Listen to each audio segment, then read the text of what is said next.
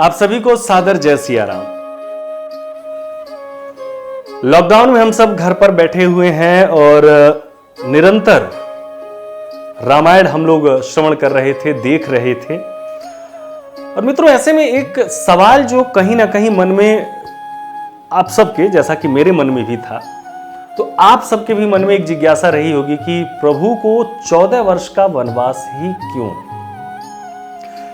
पूरी मानस अध्ययन करने के बाद एक बात मैं पहले ही कह दूं आप लोगों से कि हरि अनंत, हरि कथा अनंता। अब इसके बाद भगवान की कथाएं अनेक हैं, अनेकों प्रकार से कही गई हैं भक्तों के द्वारा। लेकिन जो बातें, जिस निष्कर्ष पर मैं निकल पाया हूं या पहुंच पाया हूं, या जो गुरुजनों से, बड़ों से, विद्वानों से, विद्वज्जनों से जो सुन पाया हूं, उसके आधार पर कुछ बातें थी मन में जो लगा कि आपके साथ शेयर करूं। दरअसल माता कैकेयी ने महाराज दशरथ से भरत जी को राजगद्दी और श्री राम जी को 14 वर्ष का वनवास मांगा। अब प्रश्न यह है कि राम जी को आखिर 14 वर्ष का ही वनवास क्यों? 14 से कम या 14 से ज्यादा क्यों नहीं? अभी 14 ही, मित्रों एक बात जान लीजिए कि ये 14 ही पूरे रामायण की कुंजी है। भगवान राम ने एक आदर्श पुत्र, भाई, शिष्य, पति, मित्र, गुरु बनकर यही दर्शाया कि व्यक्ति को रिश्तों का निर्वाह किस प्रकार करना चाहिए। राम का दर्शन करने पर हम पाते हैं कि अयोध्या हमारा शरीर है, जो कि सरयू नदी यानी हमारे मन के पास है। अयोध्या का एक नाम अवध भी है।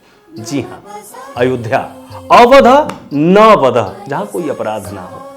इस शरीर का चंचल मन सरयू सा शांत हो जाता है और इससे कोई अपराध नहीं होता, तो ये शरीर ही अयोध्या कहलाता है। शरीर का तत्व यानी जीव। इस अयोध्या के राजा कौन है? चक्रवर्ती नरेश महाराज दशरथ। दशरथ का अर्थ हुआ वो व्यक्ति जो इस शरीर रूपी रथ से जुटे हुए 10 इंद्रियों रूपी घोड़ों, कामेंद्रियों को अपने वश में रख सके। अब 3 गुण, सतगुण, रजोगुण और तमोगुण, ये दशरथ जी की 3 रानियां थी, कौशल्या, सुमित्रा और कैकेयी। दशरथ रूपी साधक ने अपने जीवन में 4 पुरुषार्थों, धर्म, अर्थ, काम और मोक्ष को राम, लक्ष्मण, भरत और शत्रुघ्न के रूप में प्राप्त किया था।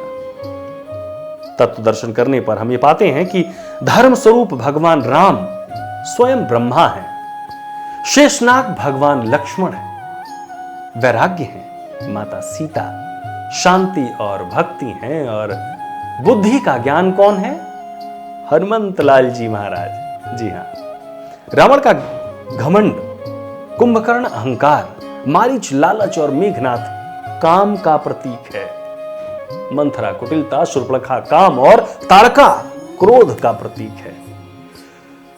अब चूंकि काम, क्रोध, कुटिलता ने संसार को वश में कर रखा है, इसलिए प्रभु राम ने सबसे पहले किसका नाश किया? क्रोध। क्रोध कौन है? ताड़का। जी हां, ताड़का का वध किया। नाक और कान आप जानते ही हैं कि वासना के उपादान माने गए हैं, इसलिए प्रभु राम ने भाई लक्ष्मण यानी वैराग्य से शूर्पणखा के नाक और कान कटवाए। भगवान ने अपनी प्राप्ति का मार्ग स्पष्ट रूप से दर्शाया है।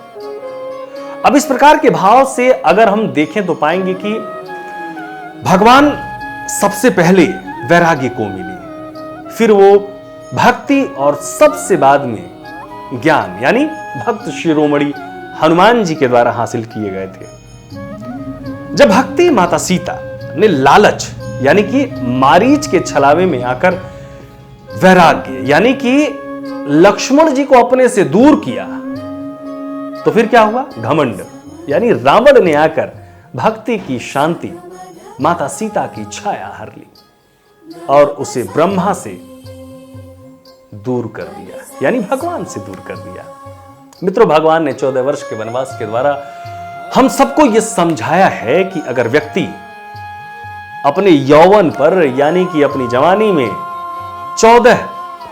5 ज्ञानेंद्रिय, कान, नाक, गला, जीभ तत्व, 5 कामेंद्रिय, वाक, पाणी, पाद, वायु और उपस्थ तथा मन, बुद्धि, चित्त और अहंकार को वनवास में रखेगा, तभी प्रत्येक मनुष्य अपने अंदर के घमंड या फिर रावण को आप कहें मार पाएगा। रावण की अवस्था में 14 वर्ष ही शेष थे। अब देखिए यहां पर यह प्रश्न आप लोगों के लिए कितना जरूरी है। भगवान को 14 वर्ष का ही वनवास क्यों मिला? सवाल यह था, मुद्दा भी यही था कि क्यों 13 वर्ष नहीं या क्यों 15 नहीं। तो रावण की अवस्था कितनी थी जो शेष बची हुई थी? वो 14 वर्ष ही थी। अब प्रश्न उठता है कि कैकेयी कैसे इस बात को जानती थी? क्योंकि 14 वर्ष का वनवास तो कैकेयी माता ने ही मांगा था। यह घटना घट तो रही है अयोध्या में, परंतु इसकी योजना देवलोक की है। अजसु पिटारी तासु सिर, गई गिरा मति फेर। सरस्वती ने मंथरा की मति में अपनी पूरी योजना फिट कर दी। उसने कैकेयी को वही सब सुनाया, समझाया, कहने को उकसाया जो सरस्वती जी की इच्छा थी। इसके सूत्रधार कौन है? स्वयं राघवेंद्र सरकार, मर्यादा पुरुषोत्तम प्रभु श्री राम, सूत्रधार और अंतर्यामी। मेघनाथ को ही मार सकता था। आप देखिए, जो 14 वर्ष की कठोर साधना संपन्न कर सके, जो निद्रा को जीत ले, ब्रह्मचर्य का पालन कर सके, और ऐसा कार्य करने वाला सिवाय लखनलाल जी के और कौन था? आप कहेंगे वरदान में लक्ष्मण जी थे ही नहीं, तो इनकी चर्चा क्यों? बिल्कुल ठीक कह सकते हैं आपकी, वनवास तो राम जी को मिला था, परंतु भाई राम के बिना लक्ष्मण रह ही नहीं सकते थे।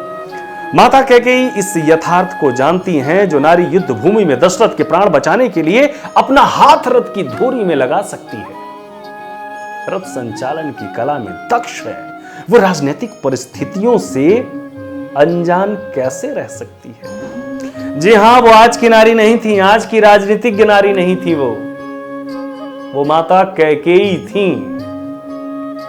मेरे राम के पावन यश 14 भुवनों में फैल जाए और ये बिना तप के रावण वध के संभव ना था, ये बात माता कैकेयी जानती थी। इसलिए मेरे राम केवल अयोध्या के ही सम्राट ना रह जाएं, विश्व के समस्त प्राणियों हृदयों के सम्राट बने, उसके लिए अपनी साधित शोषित इंद्रियों तथा अंतःकरण को पुनश्च तप के द्वारा तदर्थ सिद्ध करें। सारी योजनाओं का केंद्र राक्षस वध है, इसलिए दंडकारण्य को ही केंद्र बनाया गया। महाराज अनरण्य के उस शाप का समय पूर्ण होने में भी 14 वर्ष शेष बचे थे, जो शाप उन्होंने रावण को दिया था कि मेरे वंश का राजकुमार तेरा वध करेगा। इस प्रकार से ये कुछ भूमिकाएं थी जिनके आधार पर आप कह सकते हैं कि भगवान को जो 14 वर्ष का वनवास मिला था, उसको ना वो 13 वर्ष हो सकता था, ना वो 15 वर्ष हो सकता था। कुछ इस प्रकार की भूमिकाएं जो समझ में आती हैं कि भगवान को 14 वर्ष का वनवास इसी आधार पर दिया गया था। तो ये सारी बातें थी, आप निरंतर श्रवण करें। मैं भी निरंतर मानस और अन्य पुस्तकों का निरंतर श्रवण कर रहा हूं। इस लॉकडाउन का बेहतर सदुपयोग करने की जो कोशिश है, वो कहीं ना कहीं हम सबको निरंतर करनी चाहिए।